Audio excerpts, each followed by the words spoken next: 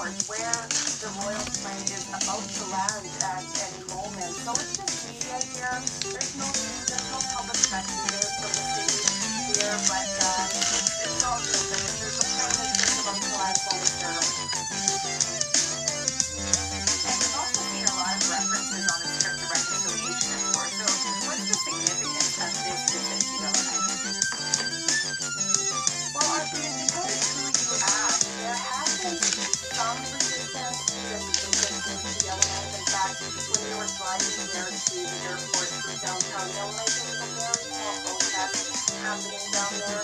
But for the majority of the people that I've spoken to anyway, they are excited that the Royals are coming here to Yellowknife to do this visit. I mean, we're just getting out of year two of the pandemic, and so nothing's really been happening. So this sort of is, that that's happening.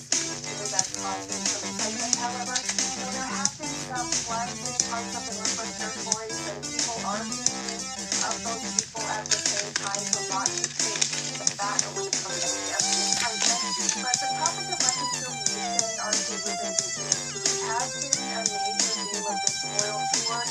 We heard from Roseanne Archibald yesterday, the chief of the Authority of First Nations, calling for the royal family to apologize for the Crown's ongoing failure to fulfill its treaty agreement. We heard this morning from a former chief here in the Northwest Territories, Paul Andrew. He is also a former broadcaster with the CBC, but he says that action is what is needed more than an apology. And he was referencing to Treaty 11 signed in 1921 with the Crown and its people here in the Northwest Territories. And Paul Andrew says that the Crown's obligations have not yet been implemented.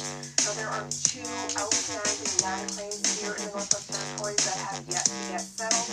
Paul Andrew says he doesn't want to see any more land surrenders, peace negotiations, and the extinguishment clause, which takes away all Aboriginal rights during land negotiations. Those need to get eliminated as well.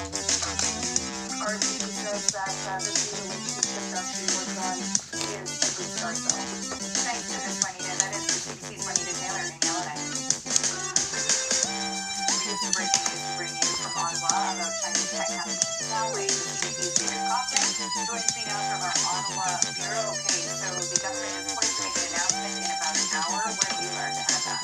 Yeah, okay, what we've learned, we've confirmed reporting by our colleagues at Bloomberg that the government of Canada is going to ban Huawei from participating in Canada's 5G network build-out. This is a decision that has been delayed for several years now, as relations between the two countries and between Canada and China have deteriorated quite substantially, highlighted, of course, by the hostage diplomacy of Michael Farmer and Michael Cobbery, ultimately extradited by the United States not long ago. This is something that clearly had a significant impact in delaying this decision, but with that being resolved last September and the Prime Minister Justin Trudeau promising shortly after the election campaign that a decision will be coming in months, we're expecting a decision in the next little while after markets officially close. The anticipation is that Public Safety Minister Marco Mendicino and that Innovation Minister Francois Champagne will be part of that announcement to announce that Canada is joining a lot of its allies, in particular members of the 5G intelligence sharing network such as the United States and the United Kingdom in banning Huawei from participating in the 5G network.